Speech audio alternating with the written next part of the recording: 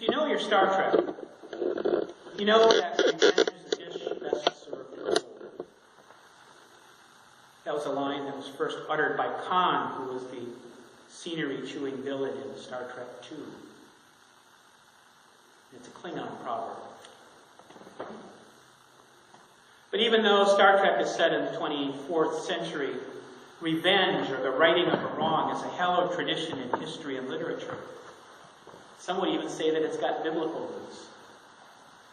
But does it? Let's take a look. What we're talking about is the so-called lex talionis. First appeared in Exodus 21 as the law being given to the people of Israel. An eye for an eye, tooth for tooth, life for life. Now, of course, Jesus didn't call it lex talionis. That's a Latin phrase, and it didn't come along until about the 1590s. But it means law of retaliation, and that's certainly something that Jesus would have understood.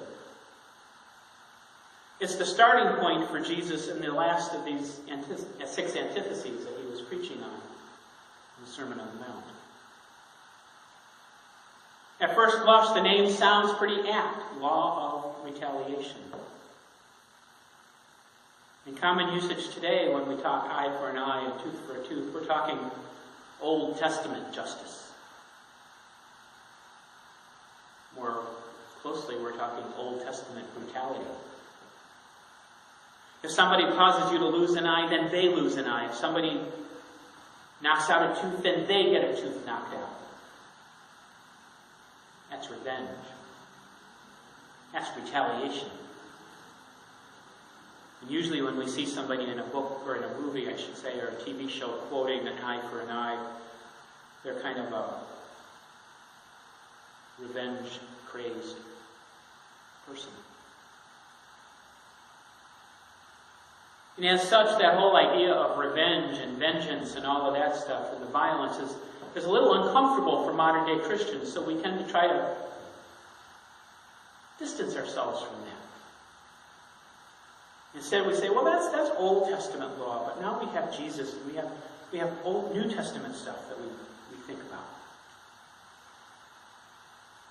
But it turns out, if you put it in context, if you put the lex talionis in context, and we know that context is my favorite word for sermon. If you put it in context, the whole eye for an eye thing turns out to be about restraint and not revenge. I should explain that. The context that I'm talking about is this, and you have to use your imagination a little. You have to think about 3,000 years ago in the Near East, or the Middle East. Depends on who you're talking to. But if you think back 3,000 years ago, the Near East was pretty much a Bronze Age mess. You had several kingdoms that seemed to be in a more or less constant state of war. They were either preparing for war, fighting a war, or recovering from war. And within those kingdoms, within those territories, you had territories that were controlled by family groups or clans or strongmen. And within those enclaves is where the revenge took place. Violence was a part of everyday life, or at least the threat of violence was a part of that life. And invariably, the death of one at the hands of somebody else would soon be followed by the death of that person who caused the initial death. And then that death would be avenged, and there would be this spiral of violence that would take place.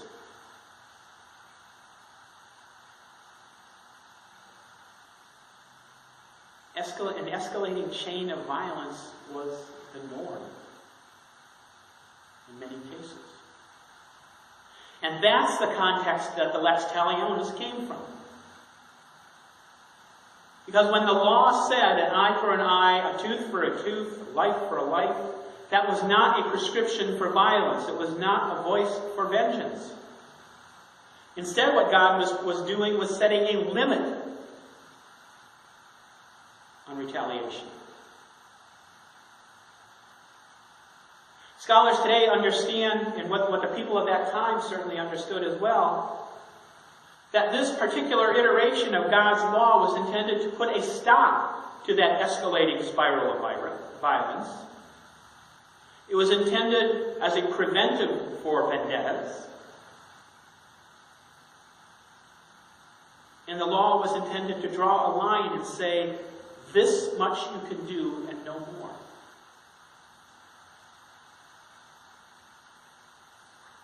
It was not a matter of glorifying or condoning violence, but putting a leash on it.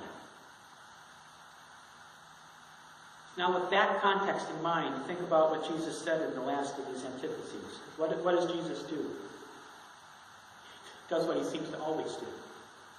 He does just what he did last week. He goes right up to the line that everybody understands. You've heard it said what the law says. And then Jesus blows right by that line. He blows right by it and he says, you've heard it said by the law, but I say to you, don't resist an evildoer. If anyone strikes you on the right cheek, turn the other cheek as well.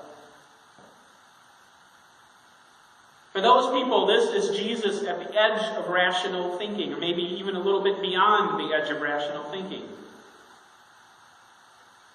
Because here Jesus seems to be saying, forget that eye for an eye stuff. That's old school. Instead, if somebody strikes out your eye, ask them if they want to take the other one too. If somebody knocks out a tooth, ask them if they'd like to knock out another one. And if there's any doubt about his meaning, he launches into the next passage and he says, if somebody wants your cloak or your coat, give them your cloak as well. If anybody forces you to go 1 mile, go 2 with them. And that last bit refers to a custom of the Roman army, which remember was the occupying army of time. Troops that were going on a long march from one place to the other didn't particularly like carrying their gear, and they often had a lot of it. So along the route they would conscript, they would draft local citizens to carry the stuff for them. And the length of time or the length of distance that they would typically carry something would be a mile, a Roman mile. So Jesus said, if they do that to you, don't just go the 1 mile. Go the extra mile. And Jesus meant that not just as a kindness to the soldier, but it also alleviated the burden of a fellow Jew who would have been conscripted to carry that stuff for that mile. And so the balance of today's gospel lesson reinforces what came before. Jesus, speaking to what had become an accepted Jewish custom to hate to those who you considered your enemies, Jesus turned that on its head and he enjoined us to love them instead. Love your enemies. Pray for those who persecute you, he says. And that's a hard pill to swallow because sometimes some people seem to cherish their enemies just as much as they cherish their friends. Sometimes some people have a hard time letting go of their anger.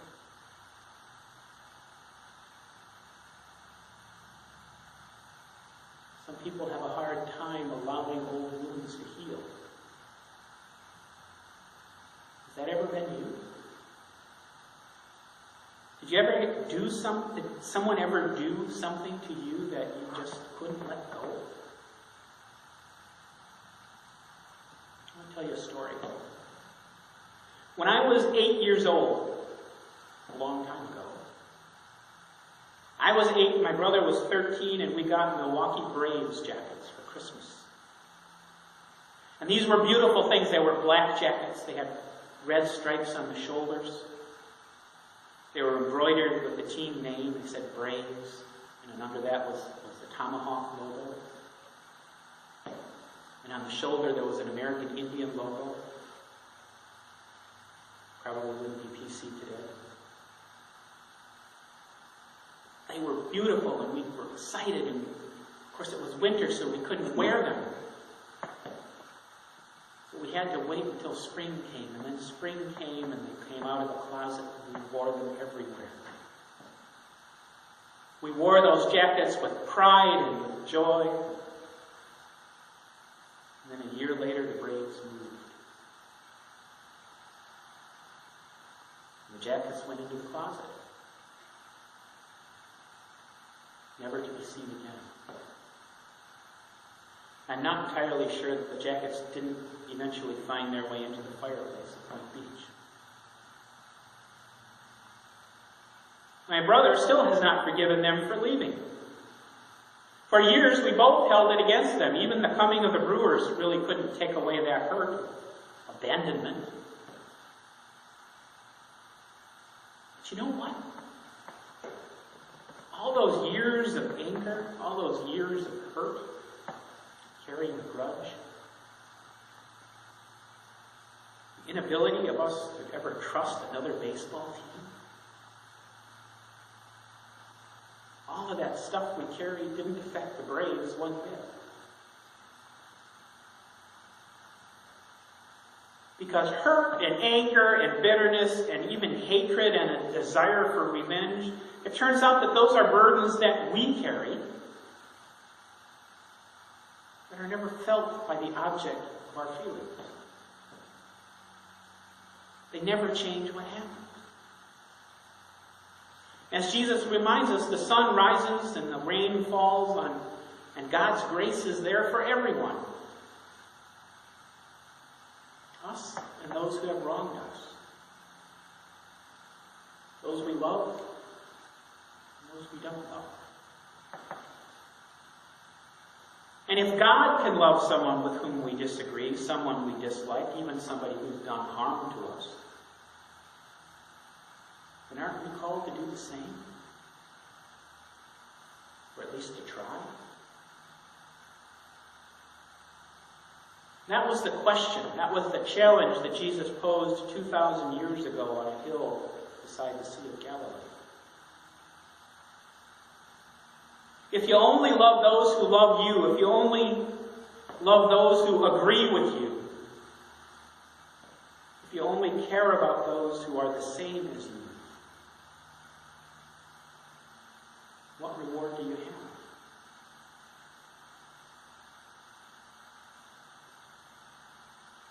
Jesus says in kind of a throwaway line, even the Gentiles do that. But the truth is, if we want to live into the kingdom of God, if we want to bring that kingdom to the world around us, that journey has to start in here, in us. Transformation of the world starts with transformation of our hearts and our outlook. So we know that revenge is a dish best served cold. Klingons tell us that. I think Jesus would say, if you're going to serve something cold to somebody who's done you wrong, try serving ice cream.